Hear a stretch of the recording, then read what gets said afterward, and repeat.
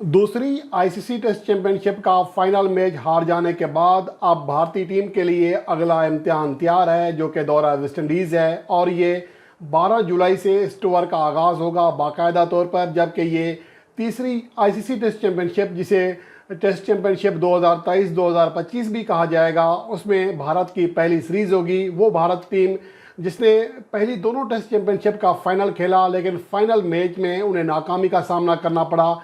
अब उनके लिए एक नया इम्तिहान शुरू हो रहा है कि अपने खिलाड़ी जिनकी परफॉर्मेंस हालिया अरसे में ज़्यादा बेहतर नहीं रही है, उनकी कारकर्दगी पर निगाह डाली जाए और टीम में ज़रूरी तब्दीलियां की जाएं। इसके हवाले से एक जो भारत की टॉप वेबसाइट है उसकी जानिब से दावा किया गया है कि दौरा वेस्ट इंडीज़ में भारत की टीम में बहुत ज़्यादा तब्दीलियां देखने में आएंगी।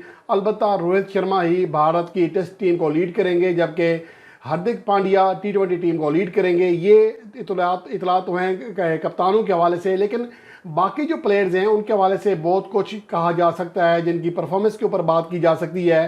तो तीसरी आईसीसी टेस्ट चैंपियनशिप, जिसका आगाज़ 12 जुलाई से होगा भारत के लिए, पहला टेस्ट मैच 12 से 16 जुलाई तक खेला जाएगा वेस्ट इंडीज़ के साथ। इसके बाद अगला मैच 20 से 24 जुलाई तक खेला जाएगा वेस्ट इंडीज़ ही में। लेकिन अब यहाँ सवाल ये पैदा होता है कि स्टुअर्ट के लिए ख़ास तौर पर हम पहले, चूँकि टेस्ट सीरीज़ शुरू हो रही है, पहले हम टेस्ट स्क्वाड के हवाले से बात करते हैं। तो भारत की प्लेइंग 11 में, भारत के स्क्वाड में किन किन प्लेयर्स की जगह को ख़तरा लाक है। अगर हम देखें 2022 से लेकर अब तक भारत के जो टॉप बल्लेबाज हैं उनमें ऋषभ पंत सबसे आगे हैं। 61.81 की एवरेज रही, 2 सेंचुरियाँ, 4 फिफ्टियाँ बनाई, 90 का स्ट्राइक रेट और 680 रन बनाए। और वो वहद प्लेयर हैं जो कि इस अरसे में 650 रन की हद पार करने में कामयाब रहे हैं। लेकिन जैसा कि आप जानते हैं कि कार हादसे में ज़ख्मी होने के बाद से उनका कम बैक नहीं हो सका, तो इसलिए ऋषभ पंत का तो किस्सा फ़िलहाल ख़त्म है। लेकिन विराट कोहली की कारकर्दगी, जो कि उनके आइकन प्लेयर हैं, वो इंतहाई ज़्यादा मायूस कुन है। गो के ऋषभ पंत के बाद दूसरे ज़्यादा रन बनाने वाले खिलाड़ी हैं, लेकिन 11 मैचेस की 19 इनिंग्स में सिर्फ 625 रन किसी भी तरह उनके खियाने शान कारकर्दगी नहीं है। और उनकी एवरेज 35 रन फी इनिंग से नीचे है, जिनमें अगर 186 रन की इनिंग्स, जो कि गुज़श्ता होम सीरीज़ के आखिरी मैच में ऑस्ट्रेलिया के खिलाफ खेली थी, अगर उसको निकाल दिया जाए तो उनकी एवरेज बामुश्किल 25-30 के दरमियान रह जाएगी। तो ये सूरत हाल भारत के लिए बहुत ज़्यादा मायूस कुन है कि उनका टॉप प्लेयर परफॉर्म नहीं कर रहा। इसके अलावा चेतेश्वर पुजारा गुज़श्ता 2.5 साल से उनकी परफॉर्मेंस बेहतर नहीं है। और अगर 2020 से देखा जाए तो उनकी परफॉर्मेंस में बहुत ज़्यादा नाक़िस कारकर्दगी है, सिर्फ 1 सेंचुरी बना सके हैं।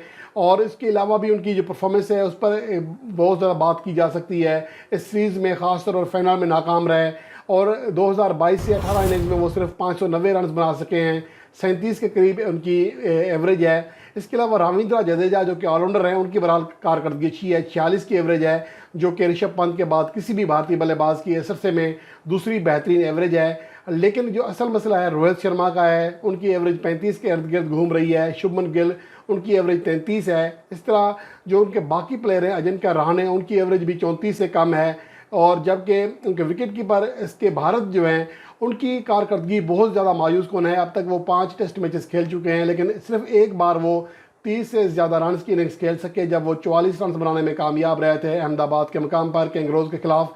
तो ओवरऑल भारत की बैटिंग लाइन मुसलसल जद्दोजहद का शिकार है। उसके परफॉर्मेंस जो है उस तरह की नहीं आ रही जिस तरह की भारतीय बैटिंग लाइन एक तारीख रखती है। तो इस हवाले से भी बड़ा फैसला करना होगा भारतीय सेलेक्टर्स को कि दौरा वेस्ट इंडीज़ के लिए और ख़ास तौर पर तीसरी आईसीसी टेस्ट चैंपियनशिप का जो आगाज़ है वो किस तरह करना है, ये एक बड़ा सवाल या निशान होगा। अब जो इतलात आ रही है उसके मुताबिक ये कहा जा रहा है कि चेतेश्वर पुजारा को ड्रॉप किया जा रहा है वेस्ट इंडीज़ के खिलाफ सीरीज़ के लिए। और इसके अलावा जो उनकी जगह लाया जा रहा है यशवी जायसवाल, जिन्हें वर्ल्ड टेस्ट चैंपियनशिप के फाइनल में रिजर्व प्लेयर के तौर पर शामिल किया गया था, उनकी जगह उनको टीम में सिलेक्ट किया जा रहा है। जबकि जो दीगर प्लेयर्स हैं, मोहम्मद शामी को आराम दिया जा रहा है। और उसके अलावा मोहम्मद सिराज दौरे में ज़रूर जाएंगे, लेकिन लिमिटेड मैच खेलेंगे, हर मैच का हिस्सा नहीं बनेंगे। अलबत्ता मोहम्मद शामी को वनडे स्क्वाड में शामिल किया जा सकता है। तो और उमरान मलिक, अर्शदीप सिंह, इनका भी चांस है कि वो एक बार फिर उनका कमबैक हो वाइट बॉल में। अलबत्ता टेस्ट स्क्वाड में उन्हें शामिल करने के हवाले से फ़िलहाल इतलात नहीं है। और उसके अलावा जो एक बड़ी तब्दीली है वो संजू सैमसन की है, उनकी वापसी हो सकती है वनडे और टी20 स्क्वाड में, और जो कि ईशान किशन के साथ हिस्सा बनेंगे टीम का। तो ये सूरत हाल रही है फ़िलहाल जो भारतीय सिलेक्टर सोच रहे हैं और भारतीय मीडिया जो रिपोर्ट कर रहा है।